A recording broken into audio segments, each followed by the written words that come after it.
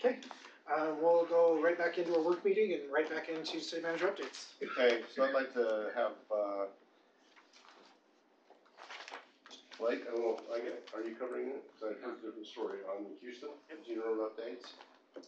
And then he has another item, which is Century West construction update. Yep, we can just do both of these at the same time. We have a Wild West in Harriman. It's McHouston, Gina, and 7300. So I just kind of Sherry, can you do something? Wanted to revisit this timeline again, just to show you where we've been. So the black items are where we've been, the greens where we're at, the reds where we're going. And so today we've got all the meetings set up with all the residents. We met with one today. Jonathan and I went out and talked with her, and she was ready to sign the deed right then, but we didn't have a notary, so they're going to come in and sign it.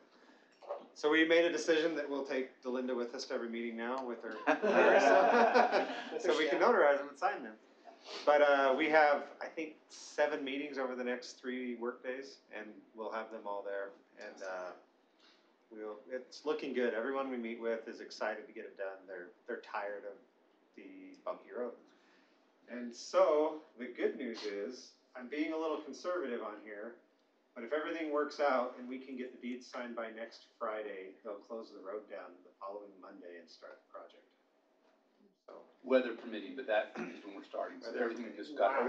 We got our initial bid back today, and we actually came in quite a bit below, which gives us some good contingency. Are you saying there's a light at the end of the tunnel on this one? There's a bright light at the end of the tunnel right now. We'll have money to spend. In the quality of the work that we're looking at. Just that's. Here we go. I'm not gonna go anywhere.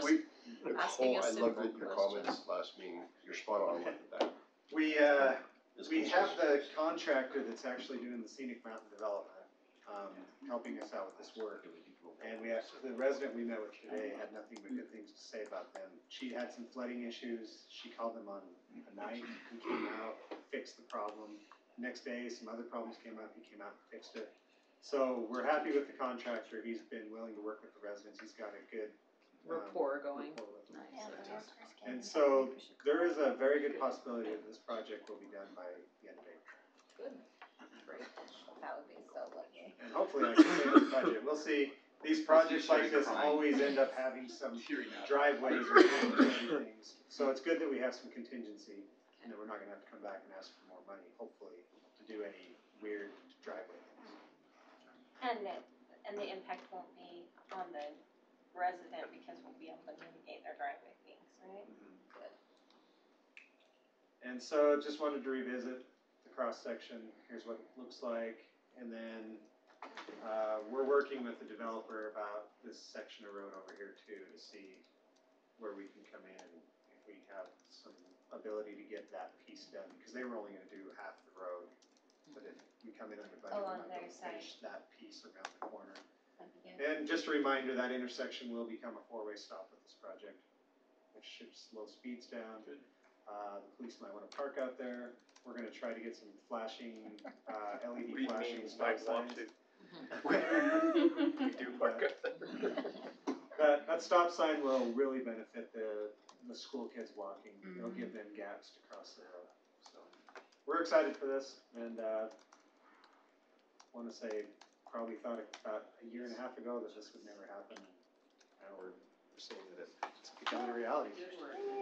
7300 West. Jonathan will probably speak a little bit more to this, but we have a lot of projects going on, and this is the flyer that is going out. Ahead of our storm drain project that's scheduled to go on out there, we had to meet with CenturyLink and Dominion Energy to get their utilities out of the way. And with other development that's happening in the area, there's just construction all along this road, things happening. We went out there today, there's barricades, trucks. It's busy right now.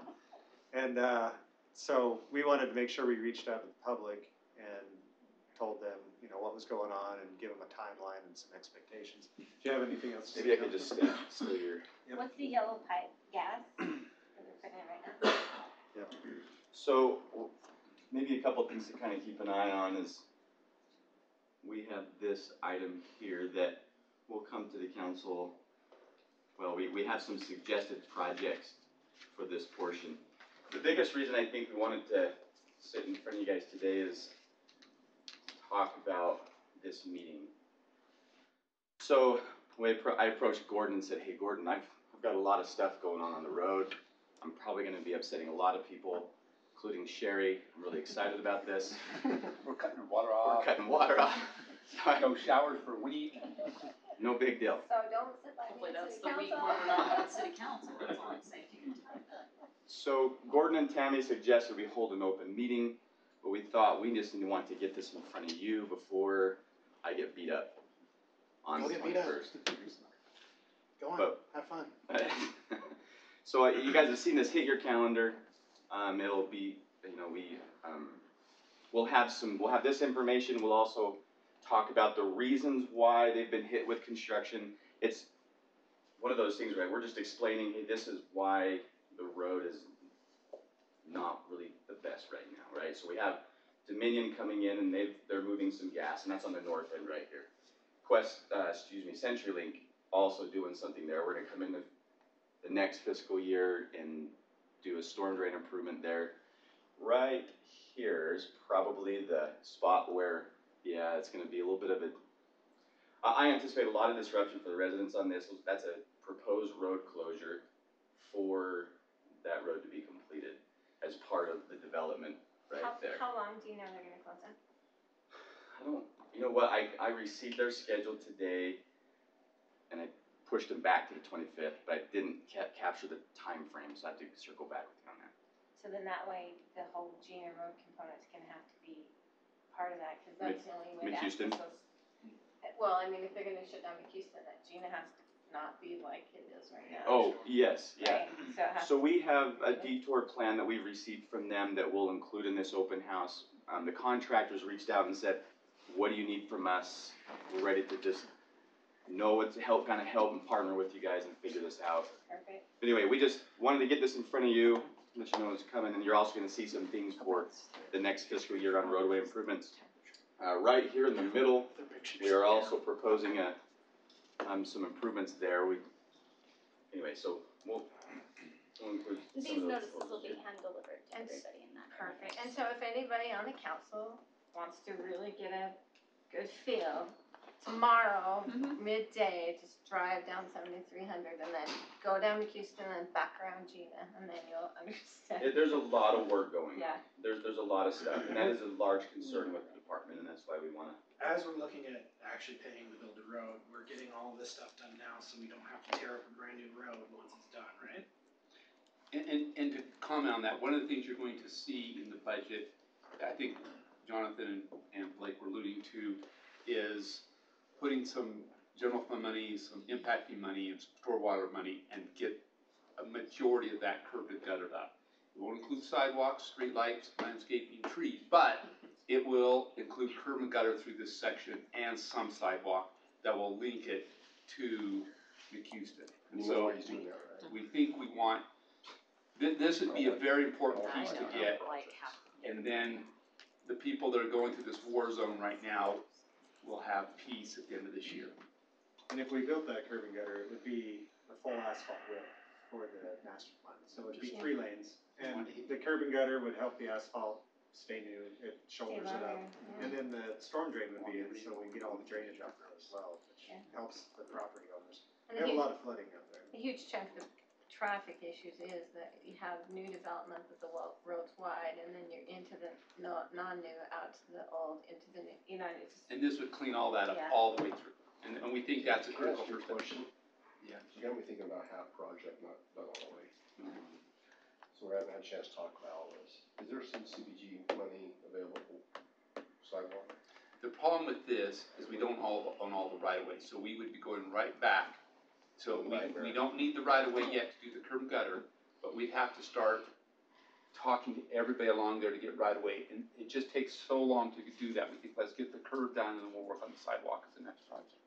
And it might be worth just mentioning, we've got different amounts for different efforts, right? There's this property, if we were to do the whole thing, it's encumbered with property issues, that would need to get addressed and whatnot. we think doing it piecemeal is the right way to go. We've looked at some areas where sidewalk does make sense. So from Main Street down to the end of, Jensen Place right there makes sense to have sidewalk to there. Then there's some larger parcels that are 2, 4, 5 acres. But if you go all the way to Hall's Crossing, there's only 2 property owners right there. It's just 2 property. On the one side, yeah. On that side. But we'll look at, as we get closer, down. if the council funds this, again, we're not gonna start this until you fund Sorry. it. So if you fund it, and you fund us more money, we'll start talking to people about sidewalk. If you even fund us more money, we'll talk to more people about sidewalk. So it'll be based upon the more funding you do give us. But again, not that these are bad projects, but these projects take an inordinate amount of Sure. effort. And you've been great, Sherry, to help us through this. So we're not, these are no decisions tonight, we're just telling you the future to think about. Great. And then I just wanna know where we're at with the agreement on On Gina. So Justin and I have been out of town, for the last few days. We will give Newton a call. We've got the agreement in a good spot. We've had John look at it once, and, It needs some work still, but Is it on its way? it should be able to time up and get that. We've gotta get with Newton and Mr. Newton to make sure that he's okay with some of the things in there. And then we can get it executed. If he is, then that should not take too long to get the work done after that, but. Cause I think that's gonna be really critical for Keystone shutdown with the elementary school right there, otherwise you're driving people clear up and down the hill or you're taking around on 131st. Okay. Any other questions?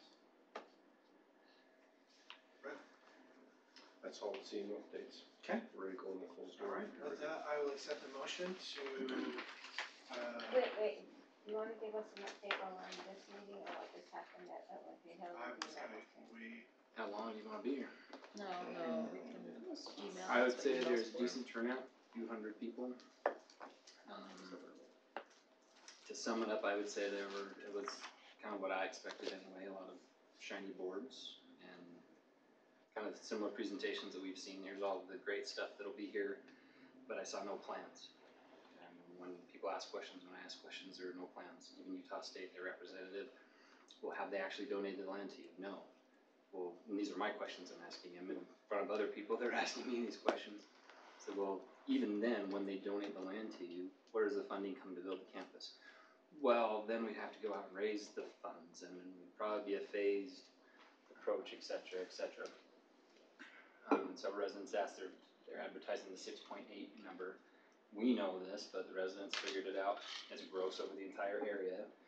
When you take out the acreage for any of the quote, what I would call the good stuff, you're up to close to 15 units an acre where the homes actually, So the net is close to where the 15. when the units actually are. So I think there's at least some vetting out from the public that way. It was good for people to get out and ask questions, et cetera. But I guess my summation would be, there were concepts and ideas, but I didn't see any plans. Councilwoman Gorbani was there.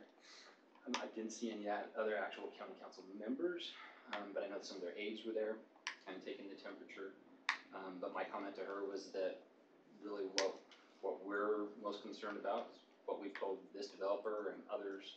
We're willing to consider any proposal if it's part of a comprehensive plan with the requisite infrastructure, and that's our main concern. When we plan to put the density around existing transportation infrastructure nexuses, and it gets less dense as you go out, the reason that you do that from a planning principle, right, is that it has a compounding effect. One car out here turns into 10 and 20 and 100 down here. So if we've planned for a certain amount starting here and working out, and now you want to double and triple the amount out here, you need to beef up the infrastructure from A to B. And I think that point resonated with a lot of people. I encouraged had a lot of crowds around me asking questions and said, this is with the county and you need to talk to the county, but please don't attack them. They're not proposing this. The developer to my understanding, hasn't even made a formal application or a proposal Phil Mize in contact with Steve DeVry's office, county council member today, says they've not received any plans, but they'll let us know if and when they do. So the county's not, proposing this at all, but engage with them. I said the conversations the meetings I've had with them as part of Harriman City, as part of the Southwest Mayor's Caucus, they want to know what people think. So I just really encouraged people to engage in the process and contact the county council, let them know what their concerns are, et cetera, and assured them that we were on the city side of things as well. So, Thank you for going. Thanks for good going. enough summation. That's good enough for now. Yeah, thank you, Jared. Alright, with that, I'll accept a motion. Motion to do whatever we need to. I'll do a motion to I want- temporary recess this. No, I gotta do one. You got it? Go for it.